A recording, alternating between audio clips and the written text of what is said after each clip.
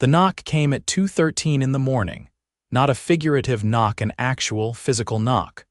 One that shook the ground and triggered 3 car alarms in the sleepy suburb of Fairbend, Missouri. That was the first mistake. Xander Hill was awake already, lying on his couch with a heating pad on his back and a glass of lukewarm ginger ale sweating on the coffee table. His dog, a 12-year-old basset hound named Pogo, had been restless all night. Arthritis, probably, or gas. Either way, it meant no sleep for either of them. When the rumble hit, Pogo gave a long, sad groan and slid off the couch. Xander sat up, heart thumping. The windows rattled, and a second later the lights flickered once, then steadied. He grabbed his phone. No alerts, no weather warnings. He rubbed his eyes and peered through the blinds. There was a shimmer in the distance, about a mile past the tree line. A low humming rose, steady and unfamiliar, like a subwoofer being dragged across tile. What in the hell? He pulled on a pair of jeans and a hoodie, shoved his feet into sneakers, and clipped Pogo's leash on just in case. He didn't need to say anything. The dog already knew something wasn't right. He followed with the weary resignation of a veteran. By the time Xander crept through the woods and reached the clearing, the air stank of ozone and pine sap. A glowing structure, no, a ship stood parked right in the middle of the old Miller Field, where kids used to set off fireworks every 4th of July. It wasn't sleek or silver. It looked more like a lopsided beetle, matte gray, with a rough, weather-beaten hull and 6 legs dug into the soil. A ramp extended from its belly. A single figure descended. It wasn't tall, maybe 5 feet, covered in some kind of plated armor or natural shell. Its arms were long and jointed in 3 places, and it didn't walk so much as float, a few inches above the ground. A blue light pulsed from its chest. Xander, against his better judgment, stepped forward. "Hey," he called out. The creature turned, its head tilting with a mechanical hiss. "You knock on someone's planet in the middle of the night, you better say hello first," Xander said, motioning around. "That's common courtesy."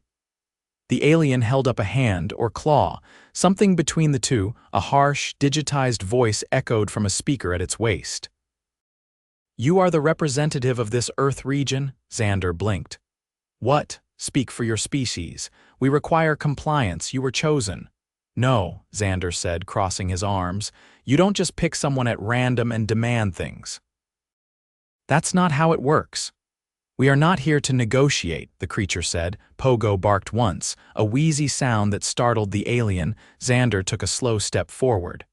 "Look, I don't know what your deal is, but if you want to talk to somebody, you go through the proper channels. You don't just wake up a whole town and start making demands." The alien floated closer. "Your protocols are inefficient. We anticipated resistance. You will comply." Without warning, it raised its arm. A beam of blue light shot past Xander, hitting a pine tree and turning it into a charred stump in an instant. Xander dove sideways, rolling hard and landing on his shoulder with a grunt. Pogo yelped and scurried into the underbrush. "Okay," Xander gasped. "So that's how it's gonna go." He scrambled back, heart racing, as the alien advanced. From behind him, headlights flared. A truck barreled into the clearing, tires skidding in the damp grass. It was Mr. Hanley from 2 roads over, a Vietnam vet who still drove a 1972 Ford with a shotgun rack. The truck screeched to a halt. Hanley leaned out the window. "You threatening my neighbor, bug boy," he yelled. The alien turned just as Hanley fired a warning shot into the air. Xander took the distraction and bolted into the trees. He didn't stop running until he was back in cell range. By sunrise, the ship was gone. But that had only been the first knock. By the 3rd visit, the U.S. government had set up a response task force called Protocol 1, headquartered out of a former missile silo in Colorado. Xander, who hadn't even been allowed to finish his police report before 2 agents dragged him off for debriefing, now found himself stuck in the middle of galactic first contact negotiations. Not because he was qualified, but because the ship had scanned him, tagged him, and now refused to speak to anyone else. "They picked you," said Director Marla Jensen, tapping a folder thick with satellite images. We don't know why. But until we figure it out, you're our guy. Xander stared at her. I run a hardware store, I'm not a diplomat. You're all we've got. Protocol 1's first task was figuring out what the aliens wanted. They called themselves the Rilvani, and their envoy, identified only as Envoy 6, insisted on speaking to Xander directly. Each time it arrived, it bypassed military aircraft with ease, landed wherever it pleased, and ignored every chain of command. The second time, it landed on a little league field in Tulsa during a championship game. That didn't go over well. The crowd scattered, the kids cried, and one very brave umpire tried to bean Envoy 6 with a catcher's helmet. I told you before, Xander said, standing at the edge of the field while SWAT surrounded them from a distance. You don't just drop in like this. We require access to your oceans, Envoy 6 said. We will extract minerals and thermal energy. Minimal disruption. You want to drill in our oceans without permission. Your surface governments are inefficient. You were chosen. Xander exhaled slowly. You keep saying that like it means something, but on this planet it doesn't work that way. If you want something, you ask. Nicely. You don't make demands and you don't scare little kids at a baseball game. Envoy 6 paused. Is courtesy required for resource exchange? Yes. Xander threw up his hands. It's manners, it's the bare minimum. The alien floated in silence for a long moment, then it left.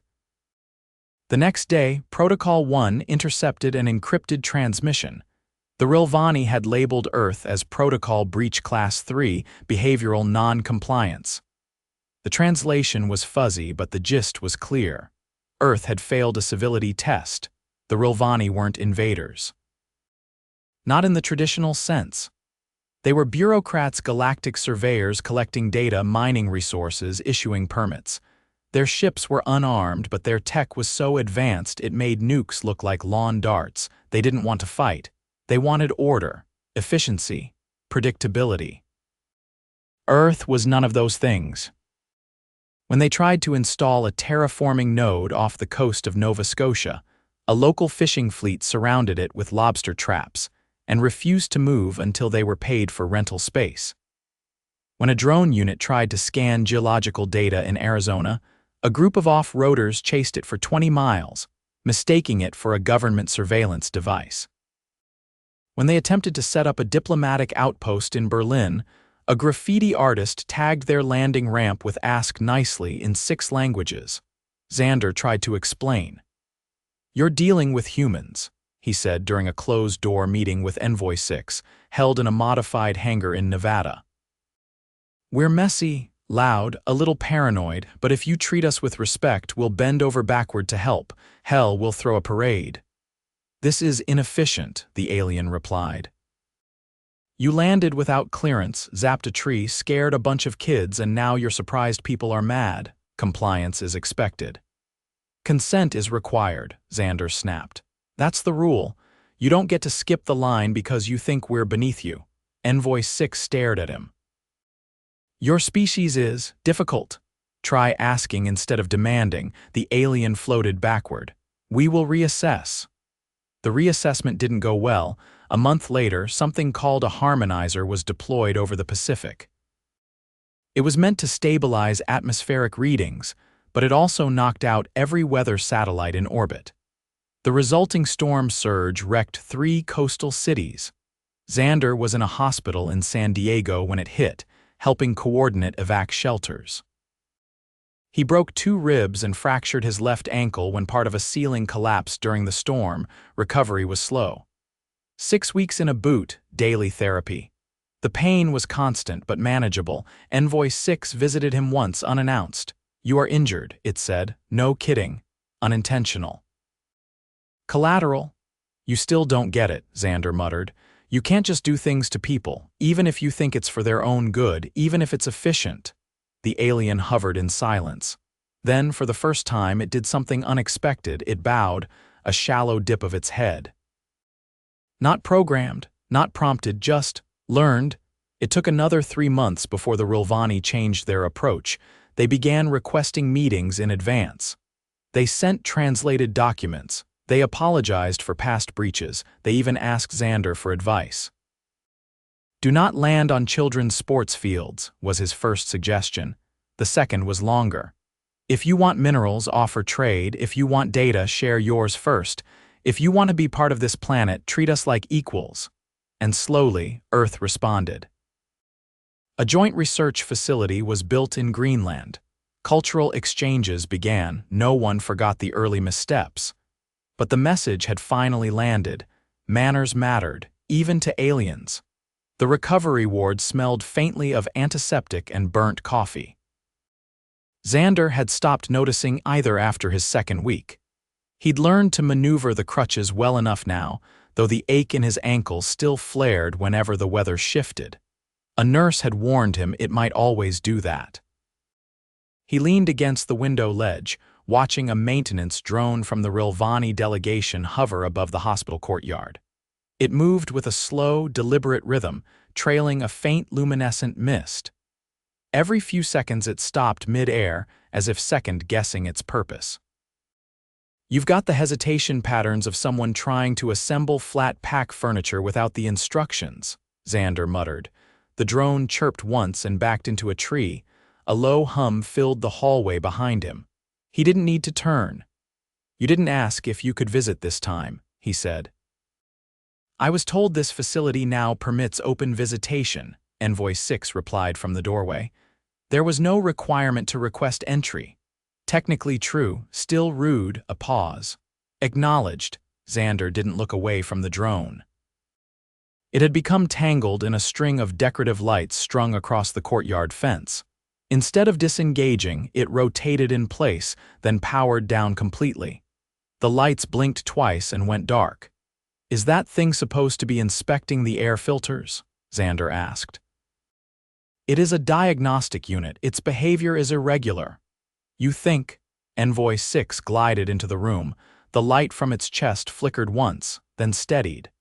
It had taken to wearing a translucent covering over its central appendages, an attempt, Xander assumed, to appear less threatening. It looked like someone had draped it in a plastic shower curtain. We have encountered complications with Earth-based electrical systems, it said. You fried half the hospital's HVAC 2 nights ago. That was not our intention. You keep saying that. They stood in silence as a nurse walked past, giving them both a long, side-eyed glance before disappearing into the next room. I read your report, Xander said finally. We included the updated assessments. No, the other one, the internal review, the one you didn't send us. Envoy 6 didn't move. It leaked, Xander continued. You called us biologically unstable with inconsistent behavioral logic and a tendency toward emotionally anchored decision-making. That is an accurate summary. It's also a judgment, a description. Same thing. Envoy 6 shifted slightly, the lights on its midsection dimming. Xander turned from the window and limped back to the bed, sitting slowly. His ribs still ached if he twisted too fast. You keep expecting us to act like machines, but we're not made for uniformity. We're not supposed to be efficient. We respond to each other. That's how we survive. You celebrate unpredictability. We call it personality. This trait complicates integration. It also means we adapt faster than you expect. Envoy 6 processed that for a moment. You do not adapt faster. You adapt differently. Exactly. The drone outside sparked once, then reactivated. It hovered uncertainly for a moment before drifting away, trailing 2 feet of tangled wire like a party streamer. Envoy 6 turned toward the window. The drone has self-corrected. Barely. A partial success. Xander leaned back, staring at the ceiling.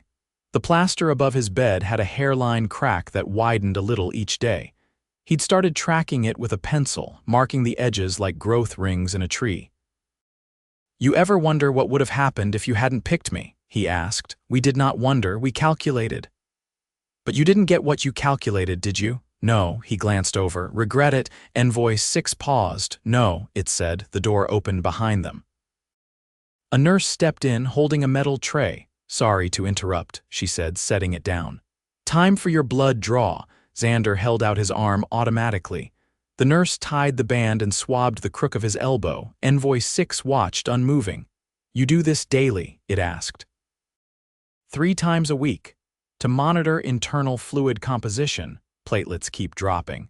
Doc says it's probably the anti-inflammatories. Envoy 6 tilted its head. "You accept invasive procedures without resistance." "Well, I don't love it." The nurse chuckled and slid the needle in. Xander flinched slightly but didn't look away. "Pain is a constant element in human maintenance," Envoy 6 said. "Pain means something's working," he replied. "Or something's wrong. There is no equivalent in our systems. Then maybe that's why you keep missing the point." The nurse collected the vial, labeled it, and left without further comment. Envoy 6 moved closer to the bed. "You believe discomfort has value. I believe ignoring it usually ends badly." More silence. The only sounds were the faint beeping from the heart monitor on the next bed and the creak of Xander's mattress when he shifted his leg. "Why do you remain involved?" Envoy 6 asked. "You were injured." "Your species has others more qualified. I tried to quit, twice. And they kept asking for me. You kept asking for me. You are statistically average. Thanks. That is not an insult. It means your responses are representative." Xander rubbed his eyes. "Guess I'm the average idiot who got stuck being the voice of Earth. You are not unintelligent." That was almost a compliment. Envoy 6 didn't reply. Later that evening, just after sunset, the lights in the hallway flickered again. Not the violent surge from the first landing, just a mild stutter.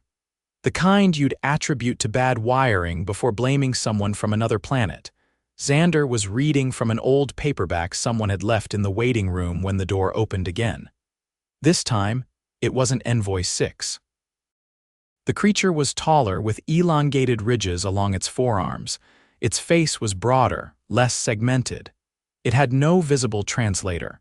Instead, it carried a narrow device that looked like a handheld chisel. Xander lowered his book. "You lost." The creature held up the device, tapped it once against the wall. A low tone filled the room. "You are the organic interface designated as Xander Hill," it said. Its voice was more natural than 6's, less filtered. "Why does everyone keep calling me that like it's a job title? I am Archivist 3. I've been dispatched to assess behavioral anomalies." "You mean us?" "Yes." "Well, pull up a chair." The archivist didn't move.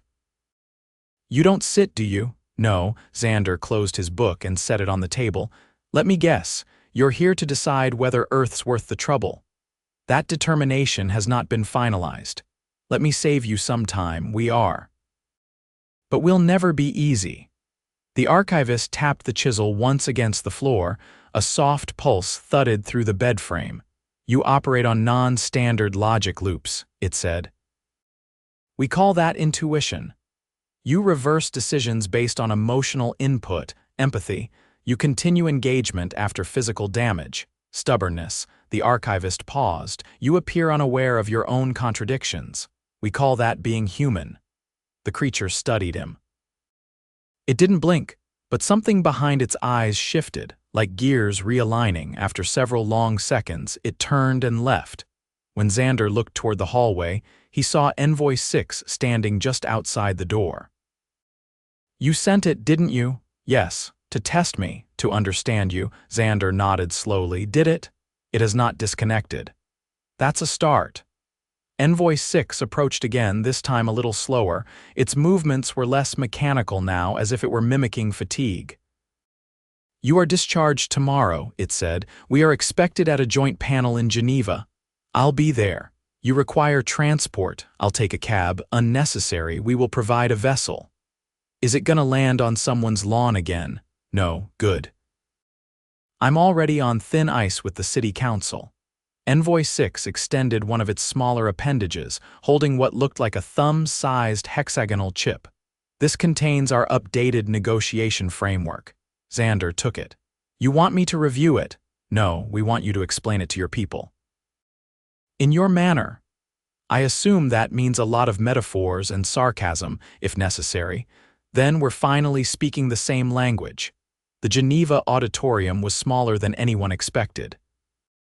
Tucked beneath a historic university building, it had been chosen for its shielding both electromagnetic and political.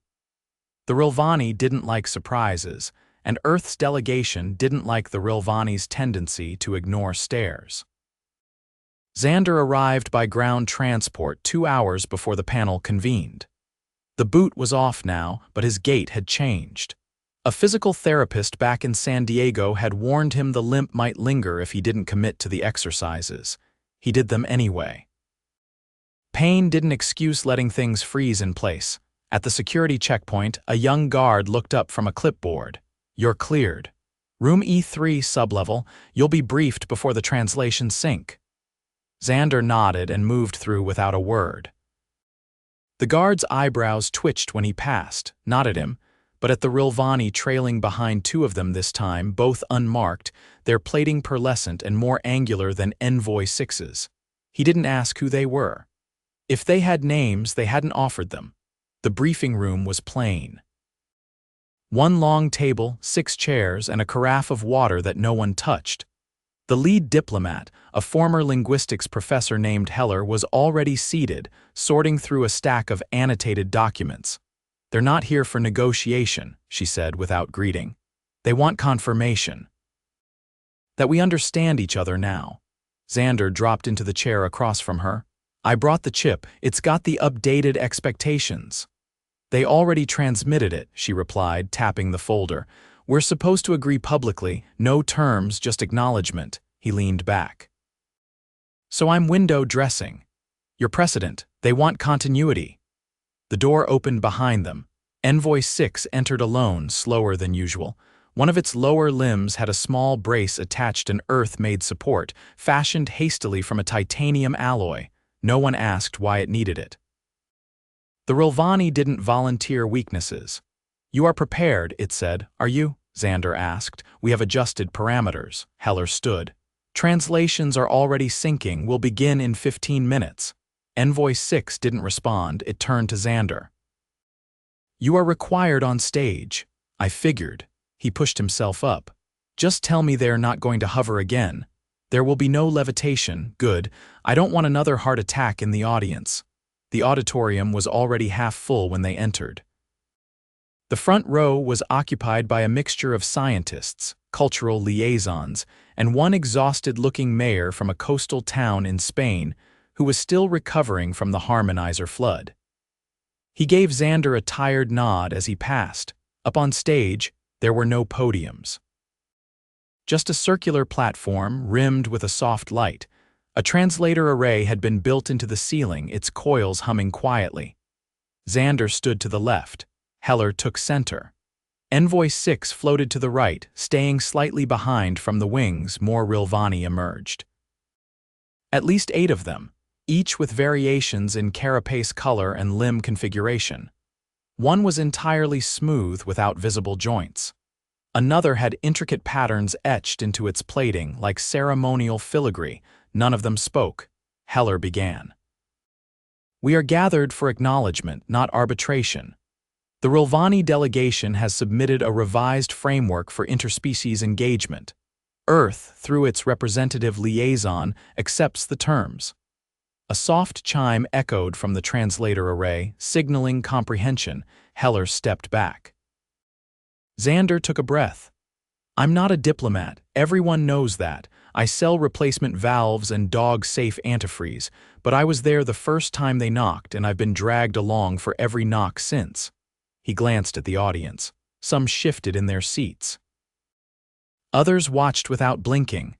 "They thought we'd be simple, predictable, efficient. We're not. We argue, we improvise, we get it wrong before we get it right, but we do get it right, eventually." He looked at Envoy 6. "You thought we'd fold. Instead, we taught you how to wait." No response. Just the steady glow from its chest. Xander turned back to the crowd. "The Rilvani have agreed to stop treating us like a broken vending machine. In return, we've agreed to stop throwing wrenches into everything they build. From now on, if they want something, they'll ask." Another chime. This one from the Rilvani side. Envoy 6 floated forward. "We have recalibrated expectations. Earth is not compliant, it is not efficient, it is persistent." We will no longer override. The Rilvani in the audience remained still, but a subtle shift passed through them, limbs folding inward, shoulders lowering. For their kind, it was the equivalent of a nod. Heller stepped forward. The statement is accepted. That was it. No applause, no anthem. Just the soft hiss of the translator powering down. After the panel, Xander waited in the side corridor while security cleared the exits. Heller passed him a sealed envelope. "You're off the roster after today, officially." He opened it. Inside was a certificate printed on actual paper with an embossed seal that read, "Civic Liaison, Involuntary Capacity Concluded. I didn't even know I was on a roster. You were, now you're not." Envoy 6 approached silently. "There will be no further unscheduled landings," it said.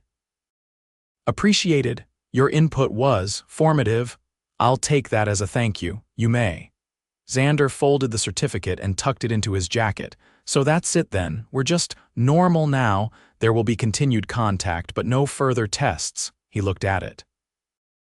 "You sure about that?" "Yes. Because we still have a lot of weird left. We will adapt." He nodded once, then turned to leave. Outside, the sky was overcast but dry. A light wind had picked up, carrying the scent of old stone and damp leaves. He walked down the steps slowly, adjusting his stride. At the bottom, a group of students were clustered near the gate, arguing in at least 3 languages about whether the Rilvani were actually organic or just very advanced synthetics. One of them spotted him and whispered something. He kept walking. At the corner, a bus pulled up.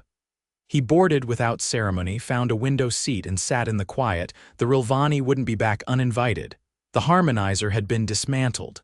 The oceans were off limits.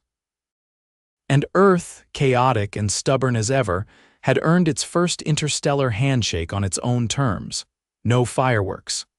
No brass bands, just a quiet agreement. Next time, knock politely and maybe bring coffee.